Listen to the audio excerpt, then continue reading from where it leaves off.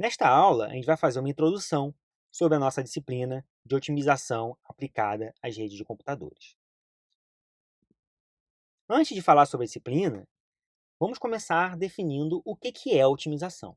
Existem várias definições. Essa que eu botei no slide vai ilustrar bem o que a gente vai ver no nosso curso. A otimização é simplesmente você tem um conjunto de alternativas e você tem que escolher uma delas para ser a melhor de todas, baseado em algum critério. Isso a gente está no nosso dia a dia, a gente está executando o problema de otimização. Você vai para o restaurante, você vê o cardápio, você tem que escolher qual é a comida que você vai comer. Você está executando uma otimização. Você está olhando quais são as alternativas possíveis e, com base em algum critério, pode ser até a quantidade de dinheiro que você tem disponível, você faz a escolha do que você vai comer. Então, você sempre tem que analisar o conjunto e seguir algum critério para escolher a melhor alternativa. Então, é o que a gente faz no nosso dia a dia e a gente vai fazer aqui no caso de redes de computadores. Se a gente for pensar em matemática, né, da mesma forma que essa definição está falando, você tem uma função, que é a função objetivo, pode ser função custo, né, qual o custo da minha conta lá no restaurante, e eu vou escolhendo o valor das variáveis para tentar minimizar esse custo. Por exemplo, uma variável é número de refrigerantes que eu escolhi. Tá? Eu vou tentar escolher esse número de refrigerantes de forma a minimizar o custo. A gente pode falar, não, então isso quer dizer que eu vou escolher 0 refrigerantes, que com isso eu vou minimizar o custo. Mas você tem algum critério. Você, de repente, você chegou no restaurante e falou o seguinte, olha, eu quero tomar no mínimo um refrigerante. Então, você vai ter uma restrição, que seria algum critério, dizendo que você pode até minimizar o custo, mas você vai pelo menos escolher um refrigerante para tomar. Tá? Então a gente pode pensar em otimização para vários campos diferentes, né? E o objetivo dessa disciplina é pensar em otimização para redes de computadores. Pensando então num exemplo mais aplicado à nossa área, vamos supor que a gente tem uma empresa e essa empresa tem 2 data centers. Um fica no centro e o outro fica na Barra da Tijuca. Tá? E vamos supor que cada data center gera uma quantidade fixa mensal de dados. Lógico que isso é uma simplificação, mas só para facilitar a explicação do nosso problema aqui. E esse tráfego que sai de cada data center tem que ser escoado para algum lugar. Como que a gente vai escoar esse dado de cada data center? Bom, a gente tem pontos de troca de tráfego que vão receber esses dados e vão enviar para algum lugar. Então, cada data center vai escolher para quais pontos de troca de tráfego o seu tráfego vai ser escoado. Lógico que um data center pode escolher só um ponto de troca de tráfego, ou pode escolher os 3 pontos de troca de tráfego, mas dizer que uma fração do seu tráfego vai para cada um. Então, isso que a gente viu agora é um problema de otimização. Eu tenho que escolher qual é a fração de tráfego que eu vou enviar de cada data center para cada ponto de troca de tráfego. Eu posso ter soluções que vão dizer o seguinte, não, eu vou enviar todo o tráfego do data center 1 só para o PTT1. Pode ter uma solução dessa. Tá? Mas também pode ter uma solução que parte vai para o PTT1, parte vai para o PTT2, por exemplo. Aí é claro que só faz sentido falar de otimização se eu tenho custos envolvidos ou restrições envolvidas. Então, com o primeiro custo aqui, a gente sabe que há um custo por byte trafegado entre cada DC e cada PTT. A gente vai mostrar esses custos mais à frente. E também a gente sabe que cada PTT tem uma quantidade mensal de dados que pode receber. Ou seja, tem um limite da sua capacidade. Então vamos começar a olhar os custos. Então vamos botar aqui uma tabela de custos, que é o custo mensal em reais por gigabyte que um data center 1 envia para o PTT1, por exemplo. E esse custo pode ser função de várias coisas, como localização, como a empresa que está gerenciando essa ligação, e ele varia dependendo de qual DC que estou utilizando e qual PTT que eu estou utilizando. Então aqui uma tabelinha de exemplos de custos de cada DC para cada PTT e uma outra tabelinha que mostra a quantidade mensal em gigabytes que cada PTT pode receber. E óbvio também que cada DC tem aquela quantidade fixa mensal e eu quero que essa quantidade fixa mensal seja distribuída entre os PTTs.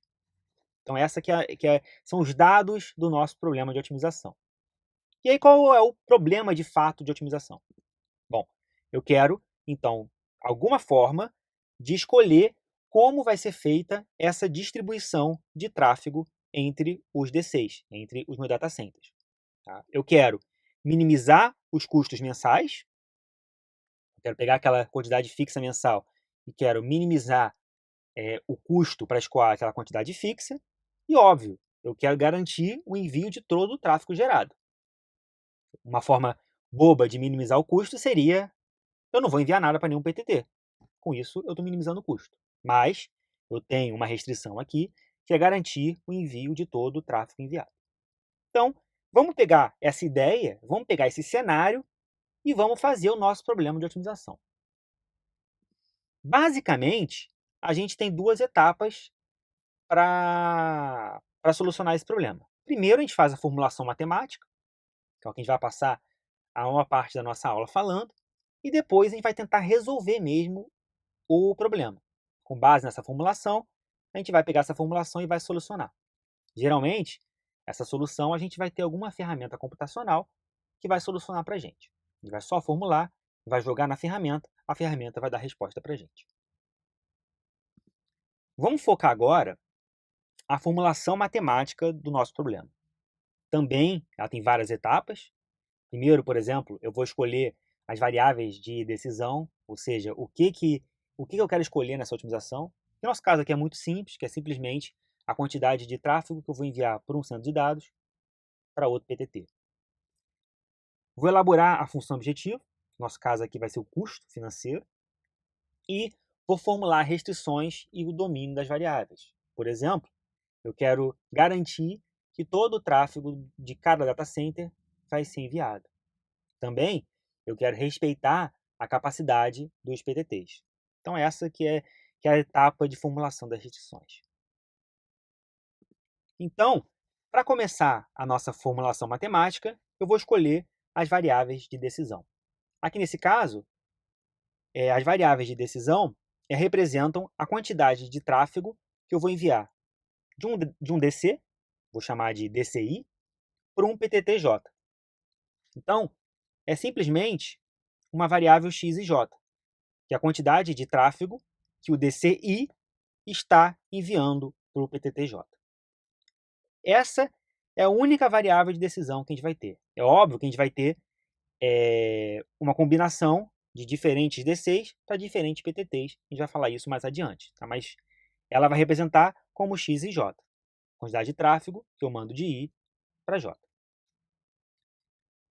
Agora a gente tem que começar a pensar em elaborar a nossa função objetivo. O que é a função objetivo? É a função que representa o custo a ser minimizado.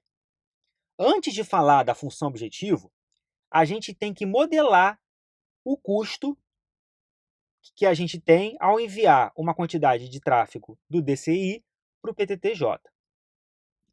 Esse custo, que é referente àquela tabela de custo mensal por gigabyte de mandar de um DCI para um PTTJ, é um parâmetro, não é uma variável do nosso problema, ou seja, é um valor fixo, que a gente vai representar como CIJ. Ou seja, o custo de enviar cada gigabyte do DCI para o PTTJ. É um parâmetro do meu problema. Então, com a definição desse parâmetro, a gente tem como calcular o custo total, considerando um DCI e um PTTJ, o custo total de enviar tráfego de I para J. Esse custo total vai ser o meu parâmetro C vezes a minha variável x. Por quê? Porque o parâmetro C representa o custo por gigabyte e A variável x representa a quantidade de tráfego que eu estou enviando do DCI para o PTTJ. E aí, C vezes x vai dar o custo total para um simples par IJ. Agora, eu vou ter que pensar no custo total da infraestrutura. Ou seja, eu vou ter que somar todos os possíveis pares C e J, X e J, considerando os meus custos mensais, considerando esses valores aqui dos custos mensais por gigabyte de enviar do DCI para o PTTJ. Então, é simplesmente pegar todos os possíveis pares IJ e somar. Como que eu represento isso? Eu represento isso com essa equação aqui. Ou seja, eu fico iterando para todos os possíveis centros de dados, que eu tenho 2, e para todos os possíveis PTTs, que eu tenho 3 nesse caso. Tá? Só olhando em mais detalhes, essa equação aqui, né, eu tenho 2 D6, tenho 3 PTTs. Esse somatório que está marcado aí no slide vai ser um somatório que vai iterar pelos 3 PTTs. E esse segundo aqui vai iterar para os 2 D6 que eu tenho. Então, eu vou fazer o somatório de todos os possíveis pares C e X. Com isso, eu tenho o custo total da minha infraestrutura. Com isso, eu já defini a minha função objetivo. E aí, o objetivo é minimizar esse custo. Então, eu vou representar no meu problema de otimização essa função objetivo com a palavra minimizar. Agora que eu já defini a minha função objetivo, eu vou formular as minhas restrições. Vou começar pela capacidade dos PTTs. Lembra que eu falei, segundo essa tabela que está mostrando no slide, que cada PTT pode receber uma quantidade máxima mensal em gigabytes. Então, eu tenho que respeitar essa capacidade do PTT. Então, antes de formular essa restrição, a gente tem que dizer como a gente vai representar o parâmetro de capacidade do PTTJ. No nosso caso aqui, a gente vai chamar esse parâmetro de BJ, que é simplesmente para cada PTT, é esse valor que está sendo mostrado na tabela. Então, é a quantidade máxima que cada PTT pode receber. Agora, para formular as restrições, eu preciso de alguma forma representar a soma de todo o tráfego que chega no PTTJ. Como que eu vou fazer isso? Eu vou simplesmente somar todas as variáveis x que estão relacionadas a esse PTTJ. Então, por exemplo, aqui na figura direita, para o PTT1, a gente tem que somar todo o tráfego que está chegando nele. Como que a gente vai somar todo o tráfego que está chegando nele? A gente vai somar todos os valores de x que estão referentes a esse PTT1, por exemplo. Então, se a gente for olhar aqui nessa formulação à esquerda, a gente vê que a gente está fixando o j, a gente não está variando o j, e o somatório está variando só o i. Ou seja, com isso, eu estou somando todo o tráfego que chega no PTTJ. Agora, eu já consigo formular a restrição. Como que eu faço isso? Eu represento à esquerda a soma de todo o tráfego que chega no PTTJ e vou dizer que esse tráfego tem que ser menor ou igual à capacidade do PTTJ. Bom, com isso, a gente tem a nossa primeira restrição do problema, ou seja, a soma de tráfego do PTTJ não deve ultrapassar sua capacidade. Então, como a gente tem 3 PTTs, a gente vai ter que ter uma equação dessa para cada PTT, fazendo uma restrição para cada PTT. Ou seja, como a gente pode ver nessa primeira equação, eu estou dizendo que a soma de tráfego que vai para o PTT1 tem que ser menor ou igual à capacidade do PTT1. Reparem que o PTT é fixo, o que varia é o I. Mesma coisa para o PTT2 nessa segunda equação, mesma coisa para o PTT3 nessa terceira equação. Eu consigo representar essas 3 equações em uma linha só, como a gente pode ver na equação à direita. Ou seja, eu estou fixando um J, eu estou dizendo que essa equação vai depender de um J, e estou falando que esse J pode ser 1, pode ser 2 ou pode ser 3. Então, essa equação à direita está dizendo exatamente o que o conjunto de equações à esquerda está me dizendo. Está dizendo que eu tenho 3 equações distintas, nas quais eu tenho só que variar o j. Com isso, torna a representação matemática do nosso problema muito mais simples de visualizar. Agora vamos para a nossa próxima restrição, que é o escoamento do tráfego dos D6. Ou seja, eu tenho que garantir, segundo aquela minha tabelinha que eu mostrei inicialmente, que a quantidade mensal gerada por cada DC vai ser escoada. Eu não posso deixar tráfego sem ser escoado para os PTTs. A primeira coisa que eu vou fazer para representar essa restrição é ter um parâmetro que indica o tráfego do DCI. Esse parâmetro está dizendo a mesma coisa que esses valores da tabela. Ou seja, eles estão dizendo que cada DC tem um parâmetro DI que representa a quantidade mensal gerada pelo DC. Mais uma vez, quero enfatizar que parâmetro é fixo o nosso problema de otimização. A variável é aquela que o problema de otimização vai escolher. Então, esse parâmetro D é fixo porque é um dado do nosso problema de otimização, da mesma forma que o parâmetro B da capacidade dos PTTs. O X é uma variável de decisão que vai ser escolhida pelo problema. Então, esse valor D pode ser 16.000 para o caso do Data Center 1, pode ser 12.000 para o caso do Data Center 2. Então, agora, a gente pode começar a formular as nossas restrições. Eu vou dizer o seguinte, que o tráfego do DCI deve ser igual à soma do tráfego que sai para todos os PTTs. Ou seja, eu vou fazer uma equação variando o J, ou seja, variando os PTTs, fixando o I, que é o meu DC, e isso tem que ser igual ao tráfego do DCI. Então, com essa equação, eu consigo garantir que o tráfego de cada DC vai ser escoado para os meus PTTs. Mais uma vez, eu vou ter que ter uma restrição dessas para cada DC. Como eu tenho 2 D6, eu vou ter 2 restrições dessas. A primeira equação representa o DC1. Repare que o DC é fixo, o I é fixo, eu só vario o J.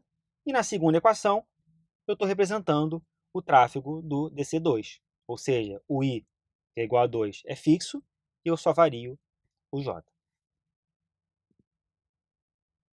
Da mesma forma, eu posso representar essas duas equações com uma equação só, na qual eu fixo um I e digo que o I pode ser igual a 1 ou pode ser igual a 2. Com isso, eu estou representando aquelas duas equações de uma forma mais simples. Agora, para finalizar a formulação do nosso problema, eu vou dizer quais são os domínios das minhas variáveis. Aqui é muito simples. Todas as variáveis são não negativas. Eu não tenho como representar um tráfego negativo. Ou seja, o meu x e j vai ser maior ou igual a zero para todas as combinações de i e j. Além disso, eu vou considerar que todas as variáveis são reais. Ou seja, eu tenho como ter 0,5 GB, por exemplo, de tráfego de um DC para um outro PTT. E aqui a gente pode ver agora a formulação completa com todas as restrições e a função objetivo. Então, a gente tem aquela função objetivo, que representa o custo da nossa infraestrutura, tem as restrições de capacidade do PTT, tem as restrições de escoamento do tráfego dos D6 e tem o domínio das variáveis. Agora, a gente tem a formulação completa, que pode ser utilizada em algum programa que vai resolver esse problema de otimização. A gente vai setar nesse programa os parâmetros C, B e D, e ele vai retornar para a gente quais são os melhores valores das variáveis x e j. Esses melhores valores vão representar o tráfego que eu vou enviar de cada DC para cada PTT. Então, a gente tem aquele problema prático formulado matematicamente. Agora, vamos pensar em pegar aquele problema que era formulado para um caso específico. No caso, a gente tinha só 2 D6 e 3 PTTs. E vamos fazer aquela formulação ser genérica. Ou seja, eu posso ter um ambiente que eu posso ter 100 PTTs, 1000 PTTs, ou 50 D6, 60 D6. Ou seja, vamos fazer uma formulação genérica para um número arbitrário de D6 e PTTs. Para isso, a gente vai ter que definir conjuntos, ou seja, conjunto de D6 e conjunto de PTTs. Vamos representar o conjunto de D6 como D. Então, nesse conjunto, eu vou botar todos os possíveis D6 da minha infraestrutura. E vamos chamar de P o conjunto dos PTTs. Nesse conjunto estão todos os possíveis PTTs da minha infraestrutura. Quando a gente for passar para a formulação, a gente vai ter agora essa função objetivo. Vocês podem ver que a formulação é a mesma, eu só mudei os índices do meu somatório. Aqui, nesse somatório aqui, eu estou dizendo que o I vai iterar para todos os D6, dizendo que o I pertence ao conjunto D, ou seja, I pertence ao conjunto dos D6.